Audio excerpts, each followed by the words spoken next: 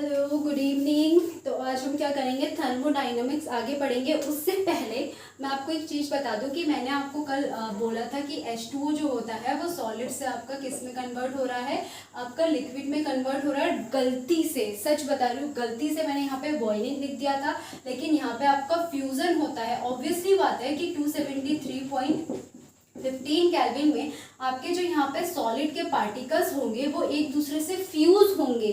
ठीक है, इसको ये एनर्जी दिया जाएगा, टेम्परेचर दिया जाता है, और ये जो पूरा का पूरा टेम्परेचर होता है वो क्या करता है, अंदर जो आपके पार्टिकल्स होते हैं वो काम करने में लगाते हैं, और ये पार्टिकल एक दूसरे से कोलाइड होंगे, फ्यूज होंगे और आपके लिक्विड में कन्वर्ट होते हैं।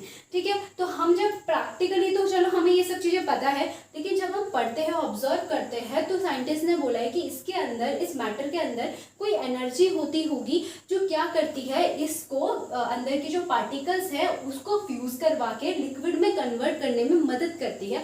That is called latent energy. हमने पढ़ी थी और ये हमने कल पढ़ चुका है। बस मैं इतना बोल रही हूँ कि मैंने यहाँ पे गलती से बॉइलिंग लिख दिया था, जो हो ही नहीं सकता। बॉइलिंग तो लिक्विड से गैस में कन्वर्ट करता है, इवेपोरेट होती है चीज़ें, तो वो गलती से हो जाता है। तो इसको आप करेक्ट कर लेना। वैसे तो मैं, अगर मुझसे कुछ गलती हो जाती है बोलने में या लिखने में, बाद में जब मैं देखती हूँ तो लगता है वो शिट, तो फिर मैं कमेंट में लिख देती हूँ, ताकि मैंने आपको यहाँ पे भी बता दिया। ठीक है, तो आगे हम अपनी क्लास को कंटिन्यू करते हैं। और आज हम क्या पढ़ेंगे, आज हम करेंगे थर्मोकेमिकल इक्वेशन। ठीक है, एक अच्छे से स्टोरी की तरह हम इसे पढ़ेंगे। Thermochemical equation. थर्मोकेमिकल इक्वेशन होती क्या है? थर्मोकेमिकल इक्वेशन का मतलब ये, थर्मो का मतलब क्या है, हीट की बात वो कर रहा है। ठीक है, यही बोल रहा है। अब थर्मोकेमिकल इक्वेशन क्या है, वो बोलता है कि मान लो कि आपने ये क्या करी है, कोई रिएक्शन आपने कर रखी है। चलो मैं खुद से कुछ भी मोल मान लेती हूँ, 2, 3, 4C और 3D, ऐसे करके आपकी कोई रिएक्शन है। ठीक है, इसका डेल्टा एच आपका क्या है, -273.15। ठीक है, किलो जूल पर मोल होता है डेल्टा एच की यूनिट। और एक डेल्टा एच आपका क्या है, इसका कोई दूसरी रिएक्शन है, 2A + B = 1C + D, यानी कि 1 लिखने की तो ज़रूरत होती नहीं है। और यहाँ पे आपका डेल्टा एच जो है वो 73 किलो जूल पर मोल है। ठीक है, अब इसको ध्यान से समझते हैं। थर्मोकेमिकल इक्वेशन वो इक्वेशन होती है जो आपकी एक रिएक्शन होती है। पहली चीज, वो पूरी रिएक्शन आपकी बैलेंस्ड है, और बैलेंस्ड होने के साथ साथ हम वहाँ पे उसके डेल्टा एच को भी रिप्रेजेंट करते हैं। बट इस डेल्टा एच हमने पढ़ा है कि ये क्या होती है, दैट इज एंथैल्पी। और ये एंथैल्पी आपका क्या रिप्रेजेंट करता है, चेंज इन एंथैल्पी आपकी हीट को आपका रिप्रेजेंट करता है, एनर्जी को रिप्रेजेंट करता है। एनर्जी को हम किस फॉर्म में पढ़ रहे हैं, हीट की फॉर्म में यहाँ पे पढ़ रहे हैं। तो ये क्या कर रहा होता है, एनर्जी को रिप्रेजेंट करता है। तो यहाँ पे थर्मो का मतलब वो बोल रहा है हीट, और केमिकल इक्वेशन यानी कि एक बैलेंस केमिकल इक्वेशन है जिसमें आपका डेल्टा एच आपका मेजर करा हुआ है, उसको हम थर्मोकेमिकल इक्वेशन बोल रहे होते हैं। नेगेटिव और पॉजिटिव की बात करते हैं। ये नेगेटिव और पॉजिटिव आपके एक्सोथर्मिक और एंडोथर्मिक रिएक्शन को बता रहा होता है। अब ये एक्सोथर्मिक रिएक्शन और एंडोथर्मिक रिएक्शन क्या होती है, जैसे कि हमने एक्सोथर्मिक में कंबशन रिएक्शन पढ़ा होता है, ऐसे करके हमने ये रिएक्शन क्या होती है, पढ़ी हुई होती है। क्या हो रहा है यहाँ पर, कार्बन आपका क्या हो रहा है, हीट कर रहा है। ठीक है, जब हीट करेगा कोई चीज, सिस्टम में हीट करेगा तो एनर्जी रिलीज होगी। क्यों? क्योंकि ये आपकी कंबशन रिएक्शन है, और कंबशन रिएक्शन में हमें पता है कि आप कोई ऑक्सीजन दे रहे हो। ठीक है, यानी कि उसको ऑक्सीजन दे रहे हो और साथ में वो हीट कर रहा है, एनर्जी भी रिलीज करता है। तोड़ेगा कार्बन को और वहां से एनर्जी रिलीज होगी, तब आपका प्रोडक्ट बनेगा। सिस्टम में एनर्जी रिलीज हो रही है, और उस सिस्टम में एनर्जी रिलीज होने के बाद कहाँ जा रही है, सिस्टम से बाहर की तरफ जा रही है। ये आपका बेसिकली थर्मोडायनामिक का सेकेंड लॉ बोलता है। क्या बोलता है कि जो आपका हीट का ट्रांसफर होता है वो डायरेक्शन बताता है कि हाई कंसंट्रेशन से लो कंसंट्रेशन की तरफ मूव करेगा, या हाई एनर्जी से लो एनर्जी की तरफ मूव करेगा। अभी हम ये नहीं पढ़ रहे हैं, हमारा ये टॉपिक खत्म होने के बाद हम जितने भी लॉज है हम पढ़ेंगे अच्छे से, बिल्कुल स्टोरी की तरह, जो दिमाग में छप जाए। फिलहाल अभी ये बोल रहा है कि सिस्टम में क्या हो जाएगा, एनर्जी रिलीज होता है जब मैं उसे हीट कंबशन कर रहा हूँ, किसी भी चीज़ को तोड़ने के लिए एनर्जी दिया, एनर्जी अंदर हीट रिलीज हुआ। अब क्या है, अंदर क्या है, सिस्टम गर्म है बाहर के कंपैरिजन, तो अंदर से बाहर के साइड में क्या किया, हीट ने किया है ट्रांसफर। जब अंदर से बाहर के साइड में हीट करता है ट्रांसफर, तो that is called exothermic reaction. और एक्सोथर्मिक रिएक्शन में आपका डेल्टा एच नेगेटिव होता है। ठीक है, अब बात करते हैं पॉजिटिव, यानी कि अब जो बचा होता है एंडोथर्मिक होता है। एंडोथर्मिक क्या होता है? बात कर रही हूँ मैं आपकी वाटर की, बात कर रही हूँ सॉलिड की।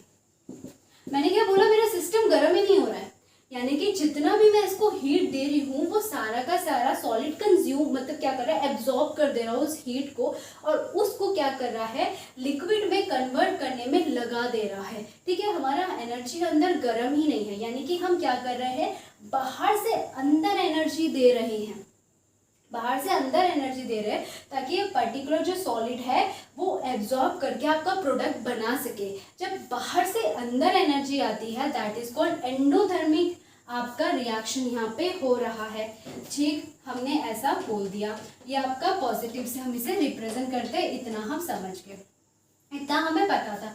अब इसके अलावा भी थर्मोकेमिकल इक्वेशन में कुछ कन्वेंशन होते हैं जो हमें पता होना चाहिए। पहली चीज, पहला पॉइंट ये बोलता है कि ये जो 2, 3, 4 ये जो आपका स्टीकियोमेट्रिक है, इसको आप मॉलिक्यूल नहीं बोलोगे, इसको हम मोल्स बोलेंगे, यानी कि 2 moles of A 3 moles of B react होके बना रहा है 4 moles of C and 3 moles of D. हम मोल से रिप्रेजेंट करेंगे स्टीकियोमेट्री की। पहला पॉइंट वो ये बोल रहा होता है कि जो भी आपका स्टीकियोमेट्री है,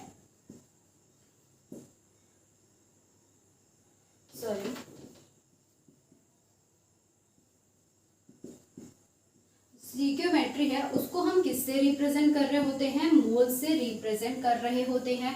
ठीक है, अब इस मोल से हम इसे रिप्रेजेंट करते हैं और हमें पता होता है कि हम डेल्टा एच कैसे निकालते हैं। यहाँ पे डेल्टा एच हम निकालते हैं delta H of product minus delta H of reactant, और यहाँ पे क्या होता है आपका स्टीकियोमेट्री होता है, एस और एस लगा रही हूँ मैं, stoichiometry delta H of product minus stoichiometry delta H of reactant, जो आपके प्रोडक्ट में साइड है और जो आपके रिएक्टेंट के साइड में है।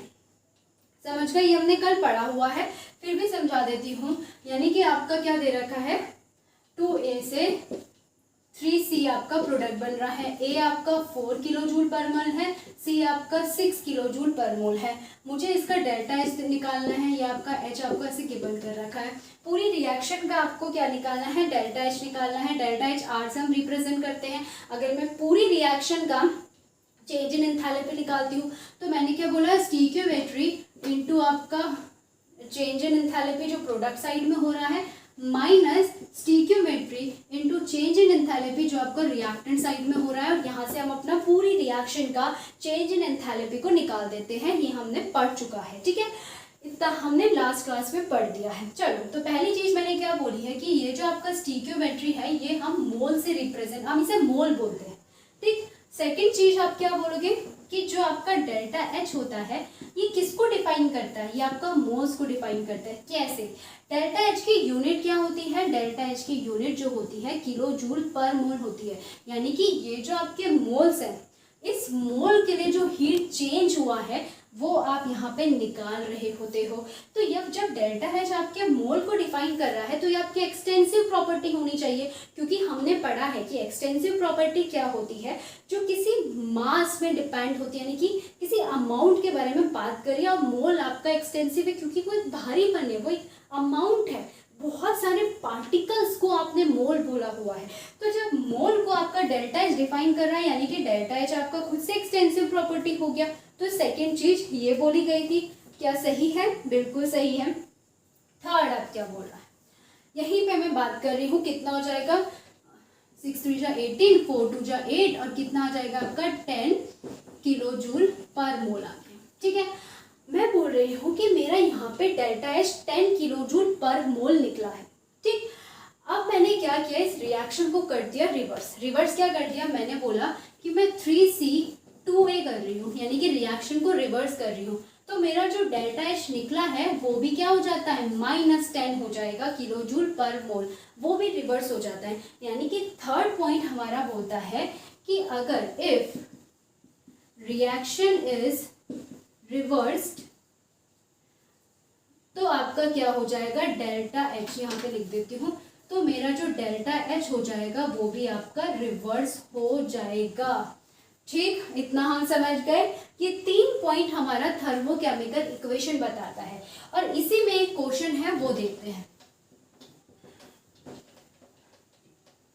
शायद मैंने ये करवा दिया होगा, मुझे याद नहीं है, बट स्टिल मैं अभी एक बार फिर से करवा देती हूँ। बहुत अच्छा क्वेश्चन है। मैंने बोला डेल्टा एच आपका सॉरी आपका वाटर है, सॉलिड फॉर्म में है। क्या हुआ, टेम्परेचर दिया कितना, 273.15 केल्विन। टेम्परेचर को इसने एब्जॉर्ब किया, हीट कोई रिलीज हो नहीं रहा है, एब्जॉर्ब कर रहा है। सारा का सारा वो जो इसने टेम्परेचर एब्जॉर्ब किया है वो क्या कर रहा है, उसको लिक्विड बनाने में लगा दे रहा है। लिक्विड बना, क्या बोलेंगे, फ्यूजन हुआ, पार्टिकल आपके एक दूसरे से फ्यूज हुए होंगे, तब आपका लिक्विड बना होगा। ठीक है, इतना हम समझ गए। मैंने बोला यहाँ पे डेल्टा एच जो मेरा है वो आपका 473.15 केल्विन है। अब आप यहाँ से डेल्टा एच निकालो किसका, ये आपका क्वेश्चन है कि डेल्टा एच आप निकालो किसका, जब आपका वाटर रिवर्स यानी कि लिक्विड से सॉलिड बना होगा, -273.15 केल्विन। हाँ, लिक्विड सॉलिड H2। ठीक, तो क्या हो जाएगा बताइए, क्या हुआ, यानी कि यहीं से हमें पता चल रहा है कि टेम्परेचर आपका जितना आपने दिया उतना आपको टेम्परेचर लेना पड़ेगा। यानी कि आपको क्या कर रहा है, हीट को रिलीज करेगा तब जाके वापस आएगा। यानी कि मेरा डेल्टा एच क्या हो जाएगा, हमें निकालने की जरूरत नहीं है, क्वेश्चन में दे रखा था कि लिक्विड का इतना है, सॉलिड का इतना है। अगर आपका इसका इतना है, यानी कि सॉलिड से अगर आपका लिक्विड बन रहा है उसका डेल्टा एच इतना है, तो अब इसका कितना होगा, तो बहुत गलत होता है। ये तो मैंने बहुत सिंपल करके आपको बताया, लेकिन ऐसा क्वेश्चन मिलेगा जहाँ पे बहुत ज़्यादा घुमाएंगे। बस हमको इतना पता होना चाहिए कि जब रिवर्स उसने बोल दिया तो जितना उसने हीट दिया होगा उतना हीट वो निकालेगा। यहाँ पे फ्रीजिंग, लिक्विड से सॉलिड में फ्रीजिंग हो रही है, तो जितना उसने हीट दिया होगा उतना तो वो रिलीज करेगा, तब जाके तो आपका डेल्टा एच रिवर्स हो जाएगा। ठीक है, तब जाके तो वो आपका लिक्विड बनेगा। तो डेल्टा एच रिवर्स होके -473.15 केल्विन हो जाएगा। कुछ एक्स्ट्रा करने की जरूरत ही नहीं है, इतना इजी सा क्वेश्चन था, इसको हम समझ गए। ठीक, अब हम पढ़ेंगे हीज लॉ। क्या होता है हीज लॉ, हीज लॉ क्या बोलता है, हीज लॉ आपका बोलता है कि जो हीज लॉ बोलता है आपका, यानी कि आपकी एक रिएक्शन है। चलो आपको डायरेक्टली एग्जांपल देके बताती हूँ। C+½ ने आपका CO बनाया है, यहाँ पे आपका डेल्टा एच मान लो -8 किलो जूल पर मोल है। ये बोल रहा है कि ये जो आपका डेल्टा एच बना हुआ है यहाँ तक, अब ये रिएक्शन आपकी ये एक स्टेप रिएक्शन नहीं है। दिखने में आपको दे दी कि ये रिएक्शन है, इसका डेल्टा एच ये है, लेकिन एक्चुअल में इसका एक अच्छा खासा मैकेनिज्म है। ये आपकी एक स्टेप रिएक्शन नहीं होती है, ये आपकी मल्टीपल स्टेप रिएक्शन होती है, ये आपकी एलिमेंट्री नहीं होती है। अब ये आपका मल्टीपल स्टेप कैसे होता है, मल्टीपल स्टेप अगर मैं यहाँ से इसका मैकेनिज्म देखी तो ये रिएक्शन होती है C+O2 आपका यहाँ से बना देता है CO2। अब इस CO2 सेकेंड स्टेप में जो CO2 होता है ये आपका डिसोशिएट होके CO+½ में डिसोशिएट हो जाता है। तो यहाँ पे जो आपका डेल्टा एच निकल के आता है दैट इज -4 किलो जूल पर मोल, और यहाँ पे जो मेरा डेल्टा एच है यहाँ पे भी आपका -4, चलो यहाँ पे -3 ले लो, यहाँ पे -4 किलो जूल पर मोल ले लो, या फिर यहाँ पे -4 और यहाँ पे -5 और -3 मैंने यहाँ पे ले लिया। ठीक है, हीज लॉ क्या बोलता है, ये रिएक्शन ऐसी आपको दे दी लेकिन एक्चुअल में ये बनी इससे है। ठीक, तो ये जो रिएक्शन बोल रहा है कि जो आपके सिंगल स्टेप में आपका जो डेल्टा एच है वो आपका इक्वल होता है समेशन ऑफ मल्टीपल स्टेप का। ये डेल्टा H1 है, ये डेल्टा H2 है, ये डेल्टा HR है, कि पूरी रिएक्शन का आपका डेल्टा H ये है, लेकिन एक्चुअल में ये मल्टीपल स्टेप में होता है। उस मल्टीपल स्टेप में आपका एक स्टेप का डेल्टा H ये निकल के आता है, दूसरे स्टेप का डेल्टा H ये निकल के आता है। तो ये बोलता है कि जो delta H of reaction single step का होता है वो इक्वल होता है आपका समेशन ऑफ डेल्टा H उसी के मल्टीपल, मतलब जिससे ये बना है, जो मैकेनिज्म इसका है, उनके डेल्टा एच के प्लस के बराबर, समेशन के बराबर होता है, सम के बराबर होता है। यानी कि यहाँ पे तो इसने -8 दे दिया है, ठीक है, किलो जूल पर मोल। अगर मैं यहाँ पे इसको प्लस करूँ -3 और प्लस -3, ये भी आपका -8 ही आएगा। सिंगल स्टेप हो मल्टीपल स्टेप हो, इसी का तो मल्टीपल स्टेप ही है, इसी का तो मैकेनिज्म है। तो यहाँ पे जो आपका डेल्टा एच होता है वो बराबर होगा डेल्टा एच ऑफ आर, पूरी रिएक्शन का बराबर होगा आपके डेल्टा H1 डेल्टा, यानी कि enthalpy of change of reaction, उसी के मैकेनिज्म के जो मल्टीपल स्टेप है उनके चेंज इन एंथैल्पी के बराबर होगा। ये हमारा होता है हीज लॉ, ठीक है। तो आज हमारा हीज लॉ यहाँ पे हो चुका है खत्म। अब नेक्स्ट उसमें हम और आगे बढ़ेंगे। फिलहाल आज के लिए इतना ही बहुत, तो मिलते हैं कल। Okay, bye bye.